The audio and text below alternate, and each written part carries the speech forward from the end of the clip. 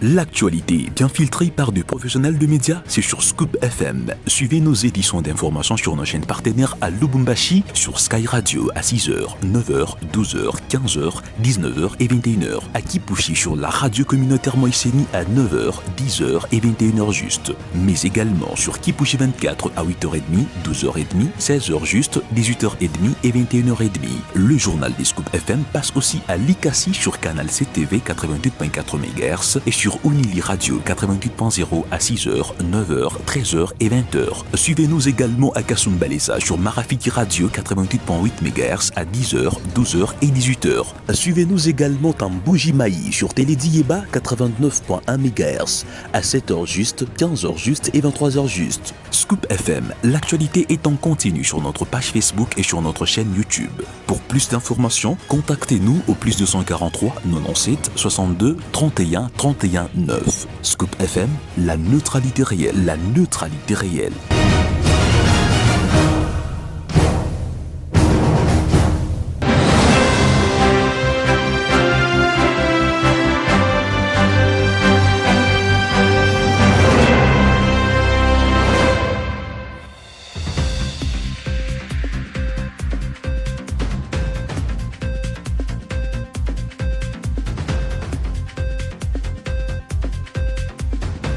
Merci de nous suivre sur Scoop FM ainsi que nos stations partenaires. Bienvenue à toutes et à tous à cette édition d'information présentée par Gloire Diboué. Un seul titre à la une de l'actualité. Le président congolais Félix Tshisekedi Tshilombo a rencontré le roi Philippe de la Belgique à Davos mardi 20 janvier 2026 en marge du Forum économique mondial. De précision à suivre dans cette édition présentée par Gloire Diboué. Merci de nous suivre de partout à travers le monde entier. Nous émettons depuis Lubumbashi en République démocratique du Congo.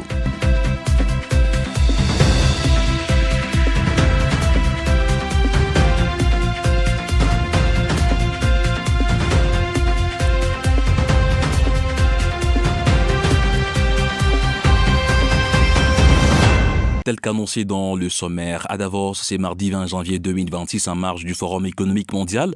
Le roi Philippe de la Belgique et le président congolais Félix Tshisekedi ont échangé sur la crise sécuritaire et politique en RDC. Bruxelles réaffirme son soutien à un dialogue national inclusif et à la paix dans l'Est, tandis que l'opposition, la société civile et les acteurs régionaux comme l'Angola multiplient les consultations pour faire avancer ces processus. Céline Kassongo. Le mardi 20 janvier 2026, à mars de la 56e réunion annuelle du Forum économique mondial, Davos du 19 au 23 janvier 2026. Le roi Philippe de la Belgique et Félix-Antoine Tshisekedi Tshilombo ont discuté de la crise sécuritaire dans l'Est de la République démocratique du Congo et des tensions politiques internes. La Belgique, par la voix de Maxime Prévost, a réaffirmé son soutien à l'intégrité territoriale de la RDC, encouragé un dialogue national inclusif et promis de mobiliser l'Europe face à la situation humanitaire dramatique vécue par les populations sous contrôle du M23. Dans la région, Joao Lourenço s'impose comme médiateur actif des consultations avec Sauvons la RDC, Camp Kabila, réception des églises Senko SCC, initiatrice du dialogue politique et échange avec des opposants dans le cadre de sa présidence de l'Union africaine. Les camps Kabila exigent l'abandon du processus de Doha avec les rebelles de l'AFC M23 si les dialogues visent prioritairement le rétablissement de la paix dans l'Est. Le rôle des églises, qui jouissent d'une forte légitimité sociale, renforce la crédibilité du processus. De leur côté, les acteurs politiques et sociaux insistent sur la nécessité de traiter les causes profondes de la crise. Gouvernance inclusive politique et insécurité chronique dans l'Est. Le dialogue inclusif est désormais une exigence partagée par partenaires internationaux, régionaux et nationaux. La pression s'accroît sur Kinshasa pour convertir ces signaux portés à Davos entre le 19 et le 23 janvier 2026. Une ouverture politique tangible et à la hauteur des attentes d'une population éprouvée par l'insécurité et la crise humanitaire. Ces climats démontrent que la RDC est désormais au centre des préoccupations diplomatiques mondiales et que l'ère des compromis est proche. Dans l'actualité également, la France exige à la République démocratique du Congo la tenue d'un dialogue inclusif pour garantir la paix et la sécurité dans la partie est de la RDC. Interrogé sur cette question depuis l'ICACI, Maître Joël Kassongo, secrétaire en charge des questions politiques et juridiques, l'Union sacrée de la nation, ville de l'ICACI, pense que la France n'a aucun pouvoir de donner des ordres au président de la République. Suivez-les au micro des Jean Bondo. Vous allez comprendre avec moi que la France n'a pas une notion d'abord à nous donner. La France ne peut pas nous imposer ce que nous, les Congolais, devons faire. Premièrement, si le président de la République seul s'engage sous son initiative d'organiser les dialogues inclusifs, et la France n'a qu'à se taire et attendre de ce qui sortira du président de la République. Non de nous imposer parce que nous ne sommes pas une partie du pays ou nous ne sommes pas une partie de la France pour que la France puisse nous imposer. Du point de vue droit international public, vous allez comprendre que aucun pays ne peut jamais donner des injonctions à un autre pays. Nous sommes dépendants de notre propre constitution et nous avons un président qui est le garant de sa nation. Donc, il est en train de tout faire pour garantir la sécurité à son peuple. Donc, ici, aucun autre pays ne peut pas venir donner des injonctions à la République démocratique du Congo sous la présidence de Félix Tshisekedi pour dire organise un tel dialogue pour la sécurité de tomber pendant que lui seul sait ce qu'il est en train de faire pour que le pays soit en paix. Et puis autre chose dans ces journaux, les relations entre la République démocratique du Congo et le Rwanda seront au cœur des discussions à Washington. Le Congrès américain prévoit de se pencher ce 22 janvier sur les accords conclus sous l'égide des États-Unis dans un contexte marqué par la persistance des tensions sécuritaires dans l'est de la RDC. Nikez Umba nous donne des détails dans ses commentaires. Le Congrès des États-Unis s'apprête à examiner ce 22 janvier les accords dits de Washington liant la République démocratique du Congo et le Rwanda. Cette initiative intervient alors que la situation sécuritaire dans l'Est congolais demeure préoccupante sur fond d'accusations répétées de soutien du Rwanda aux groupes armés opérant dans la région. Selon les autorités américaines, cette audition vise à évaluer la portée réelle de ces accords, leur mise en œuvre ainsi que leur impact sur la stabilité régionale. Les parlementaires entendent également comprendre le rôle joué par Washington dans le rapprochement diplomatique entre Kinshasa et Kigali. Pour la RDC, cet examen constitue une étape importante dans la recherche d'un engagement international plus ferme en faveur de la paix et du respect de sa souveraineté. Du côté rwandais, il s'agit de défendre la légitimité des accords et leur contribution supposée à la désescalade des tensions. Cette attention du Congrès américain souligne l'importance stratégique de la région des Grands Lacs et confirme que la crise sécuritaire à l'est de la RDC reste un enjeu majeur sur la scène diplomatique internationale. L'actualité ici au pays, le vice-premier ministre et ministre des Transports, Jean-Pierre Bemba Gombo, a effectué une visite de travail à Lubumbashi, c'est lundi, 19 janvier 2026, accueilli par le gouverneur intérimaire du Haut-Katanga, Martin Kazembe Choula. Il a présidé une réunion avec les responsables de la SUMA et de la RVA avant d'inspecter les chantiers de la nouvelle aérogare de Loanon, un projet présidentiel visant à moderniser l'infrastructure aéroportuaire de la ville. Après avoir constaté l'avancement des travaux, le vice-premier ministre Bemba est rentré à Kinshasa. Les détails dans ses reportages. Arrivé ce lundi 20 janvier 2026 à Lubumbashi, le vice-premier ministre et ministre des Transports, voies des Communications et des Enclavements a été accueilli à sa descente d'avion par le gouverneur intérimaire du Haut-Katanga, Martin Kazembe Choula.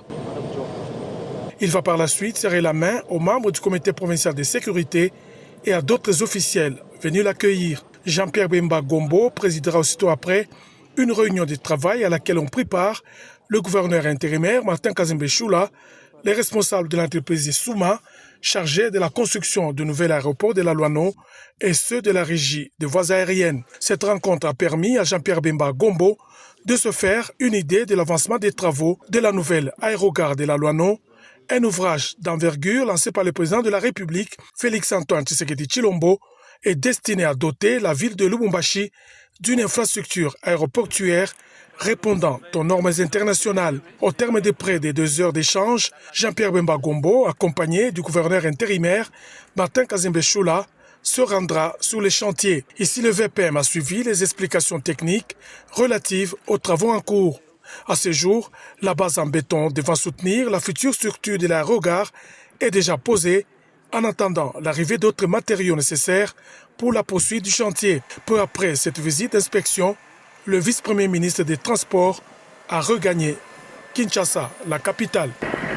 L'actualité à Kakanda, des familles d'anciens agents de la GECAMINE installés depuis près de 30 ans sont sous la menace d'une expulsion imminente après un ultimatum de 48 heures attribué à Boss Mining. Face à cette situation jugée préoccupante, les députés Amos Machao Mununga s'est rendu sur place. Un élément réalisé par nos confrères de la Radio Top Congo. L'ultimatum de 48 heures accordé par l'entreprise Boss Mining du groupe RG Africa aux ex-agents de la GECAMINE fait craindre un déplacement forcé des familles, majoritairement composées de personnes âgées, des femmes et d'enfants. Ces ménages risquent de se retrouver sans abri, sans solution de relogement ni assistance. Sur place, la détresse est palpable. Les victimes affirment avoir été logées par la GECAMINE bien avant l'arrivée de Boss Mining et dénoncent une mesure jugée brutale et inhumaine. Alertée par la gravité de la situation, l'Assemblée provinciale du Lualaba a dépêché à Kakanda les députés Amos Machao Mununga, questeur de cette institution, pour prévenir une crise sociale et humanitaire. L'élu du territoire de Lubudi a écouté les cris de détresse des familles concernées et appelé la population au calme. Amos Machao Mununga a assuré de l'implication de l'Assemblée provinciale, présidée par Jean-Marie Kasseya, dans la recherche d'une solution juste, légale et humaine. Boss Mining n'a pas le droit de déguerpir une seule famille ici. Vous n'avez aucun compte à lui rendre. Votre problème, c'est avec la GECAMINE. C'est elle qui vous a installé dans ces maisons. Alors, de quel droit Boss Mining viendrait vous en chasser? De son côté, l'entreprise Boss Mining annonce qu'une communication officielle sur ce dossier est attendue dans les prochains jours. Kolwezi, Timothée Prince Odia, Top Congo FM. En dehors de nos frontières, pour terminer avec cette édition du journal, le président américain Donald Trump a décidé de ne pas participer à la réunion d'urgence du G7 prévue à Paris. Une absence remarquée alors que le sommet doit aborder plusieurs dossiers majeurs de sécurité et des coopérations internationales. Commentant bien évidemment les relations avec la France, Donald Trump a qualifié Emmanuel Macron d'ami, tout en affirmant que ces derniers ne restera plus très longtemps au pouvoir. Le président américain a également estimé que sans son action d'organisation du traité de l'Atlantique Nord, OTAN en sigle, serait aujourd'hui relégué aux oubliettes de l'histoire. Oh, il a dit ça. Eh bien, personne ne veut de lui parce qu'il va bientôt quitter ses fonctions. Donc, vous savez, ce n'est pas grave. Ce que je vais faire, s'il se montre hostile, c'est que j'imposerai des droits de douane de 200% sur ses vins et ses champagnes.